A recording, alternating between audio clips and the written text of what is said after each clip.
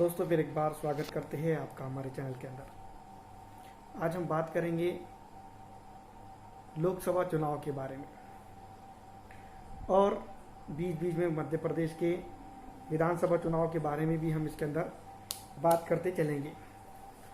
तो सबसे पहले मैं आपको बता दूं कि जो 4 स्टेट है वहाँ पर अगर भारतीय जनता पार्टी या उनके सहयोगी दल विधानसभा चुनाव के अंदर या विधानसभा के अंदर जीत दर्ज कर देते हैं तो ये सबसे ज़्यादा बिगुल बजने वाली बात रहेगी, टेंशन वाली बात रहेगी उन लोगों के लिए जो अपने आप को सेकुलर मानते हैं।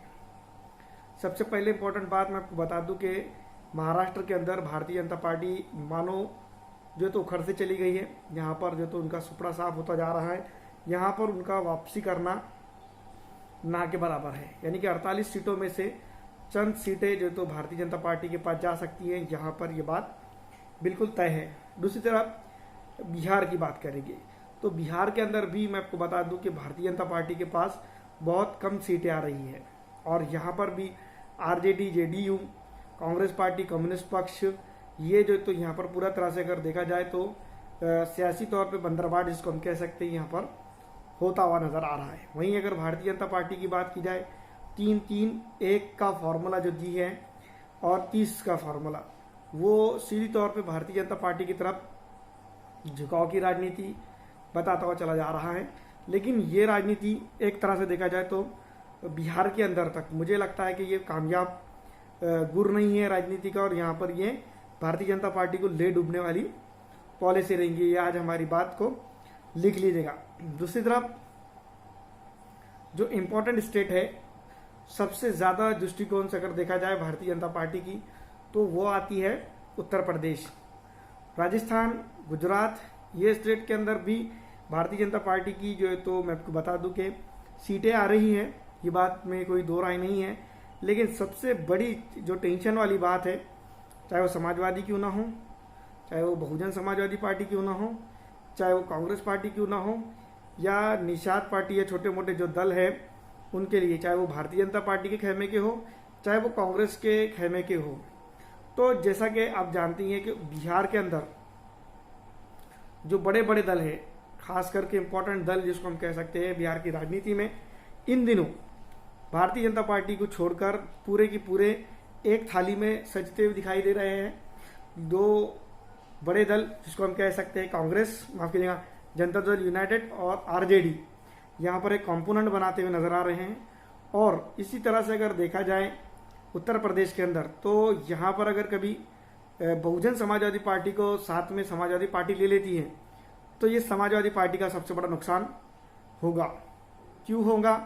क्योंकि समाजवादी पार्टी बिहार की तुलना में अगर देखा जाए तो एक बड़ा कंपोनेंट समझ लीजिएगा, जिसको हम आरजेडी समझ सकते हैं। वहाँ की उत्तर प्रदेश की आरजेडी समाजवादी समझ सकते हैं और जनता दल यूनाइटेड को हम यहाँ पर की जो है तो कांग्रेस समझ सकते हैं। और दूसरी तरफ अगर देखा जाए जो कम्युनिस्ट पक्ष है, कांग्रेस है, जो बिहार के अंदर रोल प्ले कर रहे हैं, वो रोल यहाँ पर जो है तो बहुजन समाजवादी प्ले कर सकती है। बहुजन समाजवादी पार्टी यहाँ पर अब की बार जो तो इतने सीट नहीं लाएगी। अगर जो है तो बहुजन समाजवादी पार्टी को अखिलेश सिंह यादव साथ में लेते भी हैं तो वो नुकसान उठाएंगे। क्योंकि मैं आपको बता दूं कि पिछली दफा भी जिस तरह से नुकसान जो है तो यहाँ पर कांग्रेस के गठबंधन को हुआ, उससे कहीं ज़्यादा नुकसान जो है तो यहाँ पर मैं आपको बता दूं कि फिलहाल जो है तो भारतीय जनता पार्टी की वजह से समाजवादी पार्टी को होने जा रहा है। सीधी तौर पे अगर बात करें तो यहाँ पर मैं आपको बता दूं कि पूरा मामला जो पिछड़ा आरक्षित समाज को साथ लेकर अखिलेश यादव ने एक वो दिया, पिछड़ा दलित अल्पसंख्यक समुदाय का पीडीए हराने के लिए किसको? भारतीय जनता पार्टी को। तो क्या पिछड़ा दलित और अल्पसंख्यक समुदाय के बारे में अखिलेश सिंह यादव खुलकर बात करते हैं? सवाल ये बहुत इंपॉर्टेंट है क्योंकि कई दिनों से, यानी कि तकरीबन अगर बात की जाए तो 7 से 8 साल होते आ रहे हैं उत्तर प्रदेश की राजनीति में।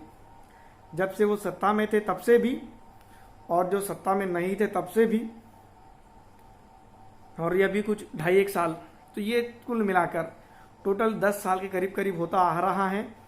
तब से लेकर अब तक के मुस्लिमों पर, पिछड़ों पर, अति पिछड़ों पर, आरक्षित समाज के ऊपर उत्तर प्रदेश में किसी ना किसी तरीके से जो तो उनको बदनाम करने की कोशिश, उनके साथ जो है तो उनको बायकाट करने की कोशिश और उनके ऊपर अत्याचार की मानो जो तो एक झड़ी सी लग चुकी है, ये हम तमाम देख ही रहे हैं।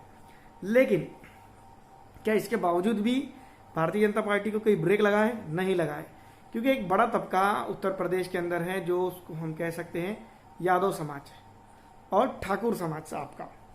ठाकुर समाज के तो बेहतरीन लीडर वहाँ पर मौजूद हैं, योगी आदित्यनाथ, जो उनके लिए सब कुछ कर रहे हैं, करते आए रहे हैं और बहुत सारी चीज़ें कर रहे हैं, उनकी काबिल तारीफ है, वो तारीफ करनी भी जरूरी है।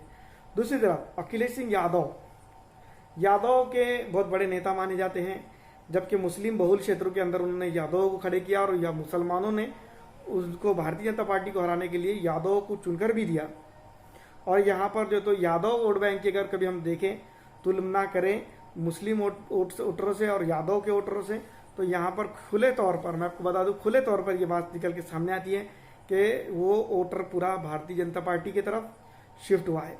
अब मायावती की बात अगर की जाए तो मायावती के पास फिलहाल की अगर बात की जाए, बहुजन समाजवादी पार्टी के पास वोट बैंक तो छोड़िए, वोटर ही नहीं बचा है। इसकी उदाहरण हमने बहुजन समाजवादी पार्टी का उत्तर प्रदेश विधानसभा चुनाव के अंदर हमने देख लिया है। क्योंकि चाहे वो दलित हो, चाहे वो पिछड़ा समाज का हो हमारा भाई, या अति पिछड़ा हो या अल्पसंख्यक हो, अल्पसंख्यक के मामले में तो बहन जी मायावती ने पिछले कम से कम 15 सालों में कुछ भी बोला नहीं है, पॉजिटिव स्टेटमेंट उनका कुछ भी नहीं रहा है। और जो उनके गुड्डू जमाली साहब उनके से आने वाले थे, उनको और उन्होंने बाहर करके जो है तो विधानसभा से भी बाहर कर दिया है। तो ये सब चीज़ें जो है तो हुई हैं, जिसके चलते जनता ने, यानी कि यहाँ के वोटर ने बहुजन समाजवादी पार्टी के बारे में अगर खास करके हम बोल दें तो उसको छोड़ दिया है, स्लिप कर दिया है। अब यहाँ पर जो है तो वो बिहार की कांग्रेस की स्थिति में यहाँ आ चुकी है। और अगर बात की जाए जनता दल यूनाइटेड की या फिर दूसरे जो पार्टियां यहाँ पर छोटे बड़ी पार्टियां हैं, उनका कंपैरिजन किया जाए तो उत्तर प्रदेश के अंदर सीधी तौर पर समाजवादी पार्टी बनाम भारतीय जनता पार्टी का ही मुकाबला इस बार भी जो तो लोकसभा चुनाव के अंदर होगा।